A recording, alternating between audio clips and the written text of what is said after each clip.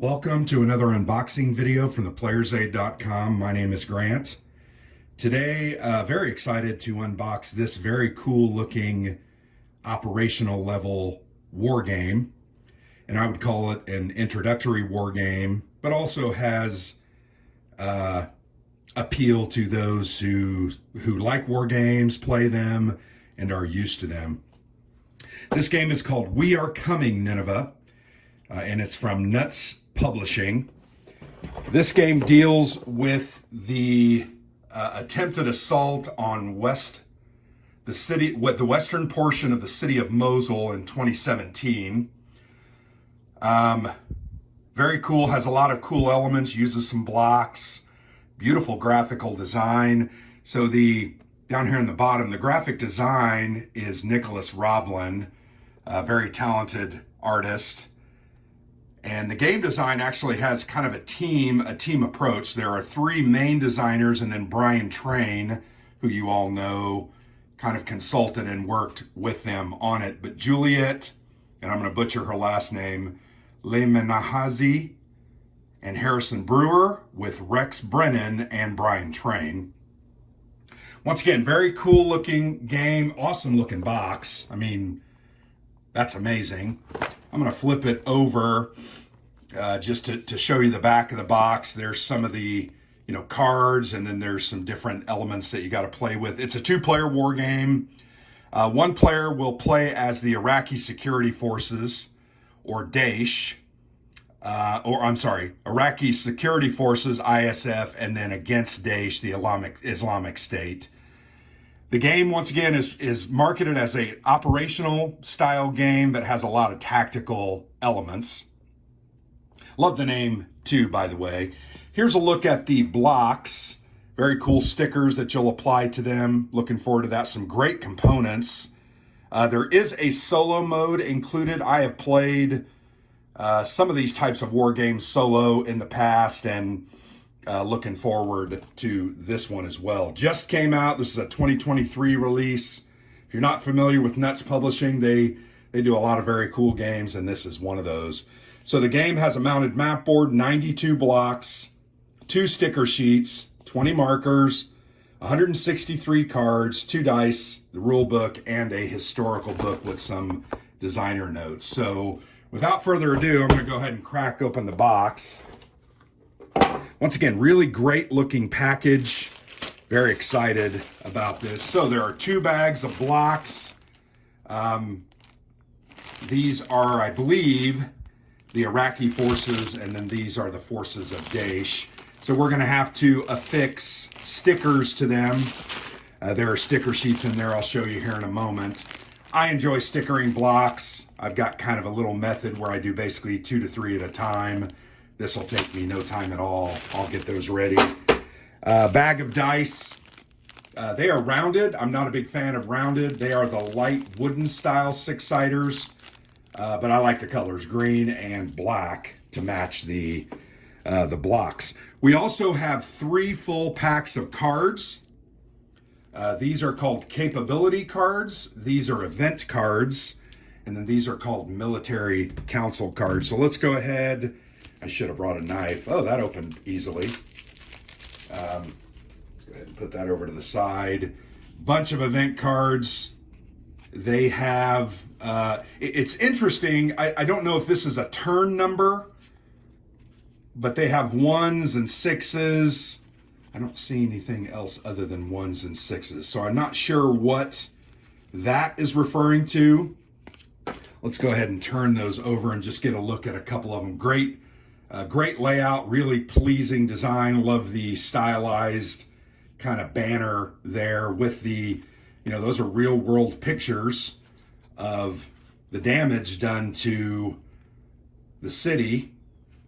And this is a very cool game because it doesn't have a traditional victory point scoring or means of victory.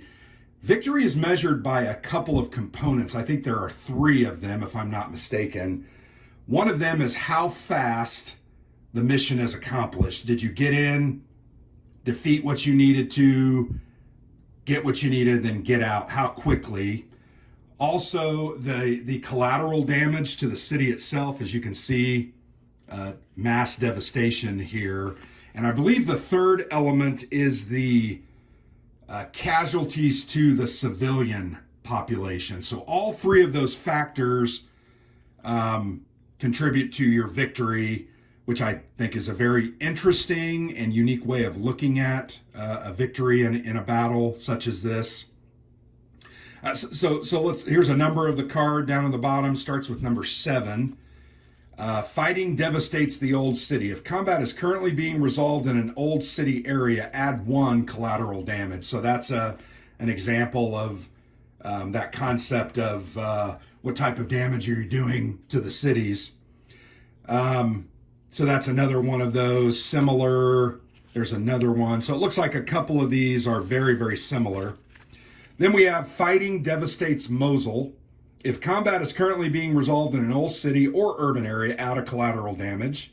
If the ISF, the Iraqis, has the field hospital capability, military medics tend to civilian casualties, and you ignore this card.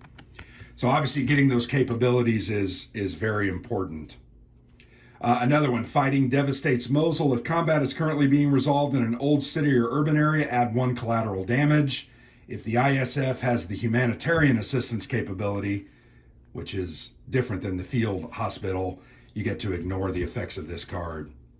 Looks like that's kind of what a lot of these are, the collateral damage, but then also being counteracted by some of those capabilities. Poor coordination hampers operations. Place a disrupted marker on a unit in an area that contains ISF units reporting to different HQs. If there is no such area or the ISF player has improved coordination, ignore this effect. Really like that concept. So that means that capabilities, which we'll open next, really come into play. Remember I mentioned those factors, casualties to civilian, collateral damage, and time. These are priorities. So I'm not sure. Maybe you choose at the beginning of the game which of the ones you really want to do. Like, I want to prevent casualties, number 1, time is number 2, and collateral damage is number 3.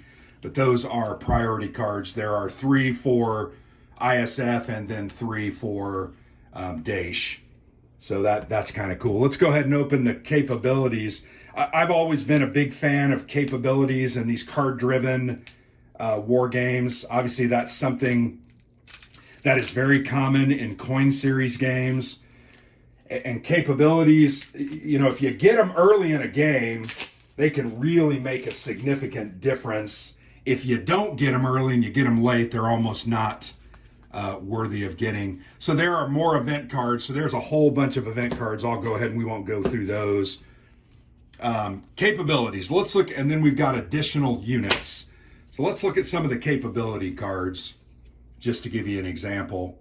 Grand Mosque of Al-Nuri. Little historical text there. There are some symbols there that I'm not exactly sure. Love the little art.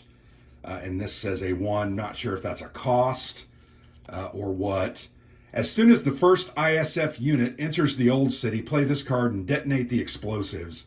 Add 1 to collateral damage and remove the card from play. So you're going to basically put IEDs out as Daesh. Mine.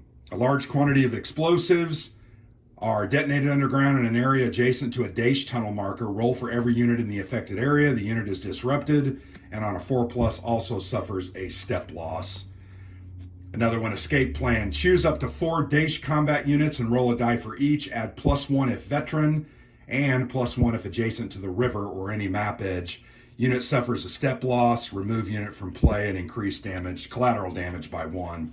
There's a whole bunch of these. Guerrilla training, snipers, improved infantry, chemical weapons, makeshift drones, mouse holes, enhanced command control and communications. Remember, we saw that on one of the events. Suicide vest, man pads, fortifications, small tunnel network, large tunnel network, human shields, local spy network, and smuggling network. So there's a bunch of those. Definitely you're going to want to focus on those.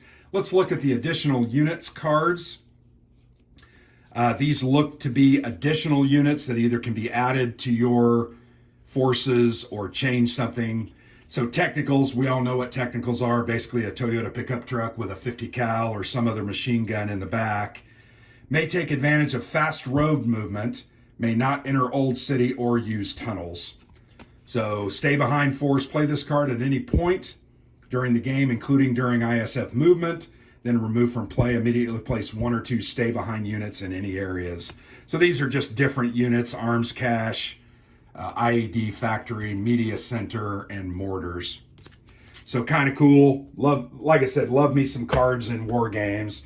Let's go ahead and open up the final pack of cards. These are called the Military Council cards. Well, there's a couple different. There are more capabilities, so there's a whole bunch more. There's more additional units. There are core units. Let's go ahead and look at the Military Council. Once again, really like the graphical layout of these cards. Those are very sharp, very eye-catching. It's a capability. So these are Military Council cards. Not exactly sure what they're used for. Different text here. Basically give you benefits to play.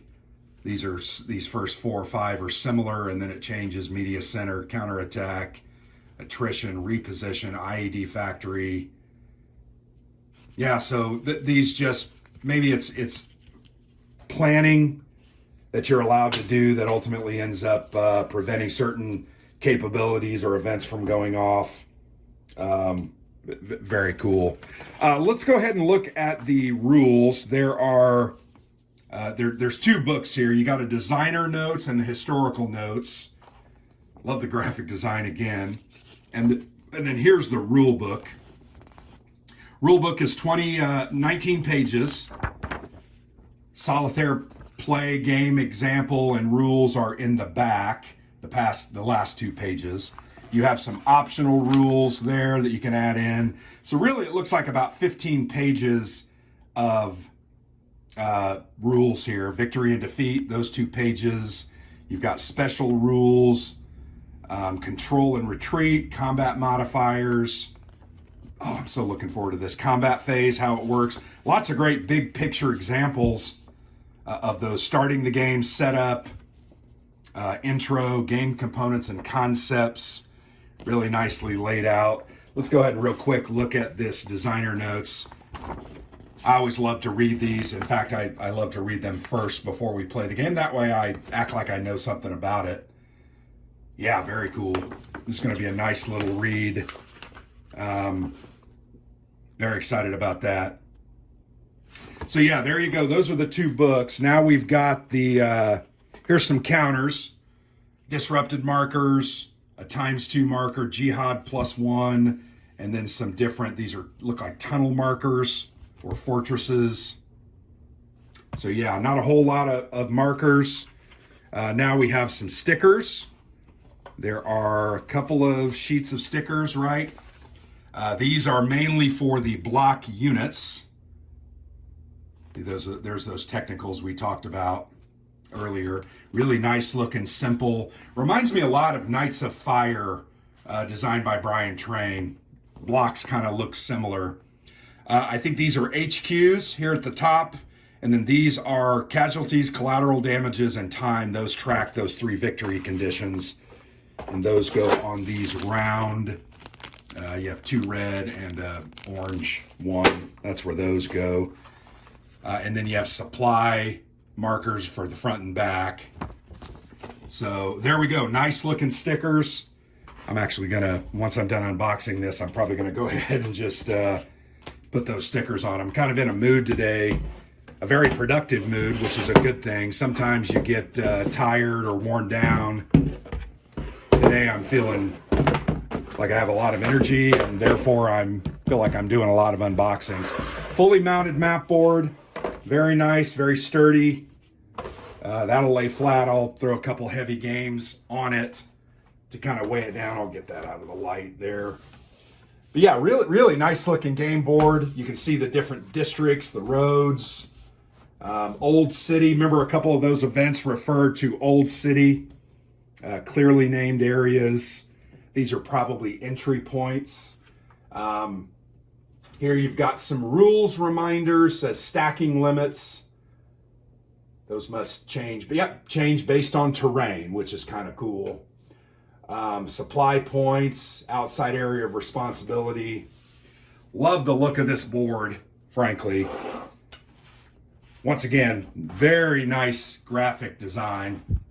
I think this is pretty sharp.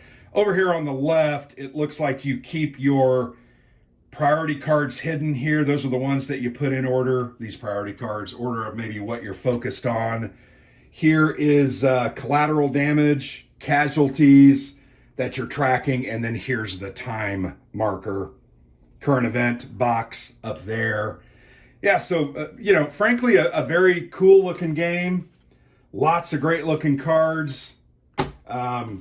Great graphic design, and frankly, a very interesting looking design. I know anytime you have Brian Train involved in any project, I think it's going to be good. Brian's a very talented designer. If you follow us, you know that we do enjoy Brian Train's games. So yeah, so there you go. There you have it. A look at, I'll straighten this up so you can get a good shot of this is the money shot right here. A great look at We Are Coming Nineveh, a new game from Nuts Publishing. Very excited. Covers, once again, the invasion of Mosul, the western part of Mosul in 2017 by the Iraqi security forces against the Islamic State of Daesh. Yep, very interesting. Looking forward to getting this one to the table, playing it, giving you our thoughts on a video. So thanks for watching as always. I appreciate it. I've been Grant for the Player's Aid.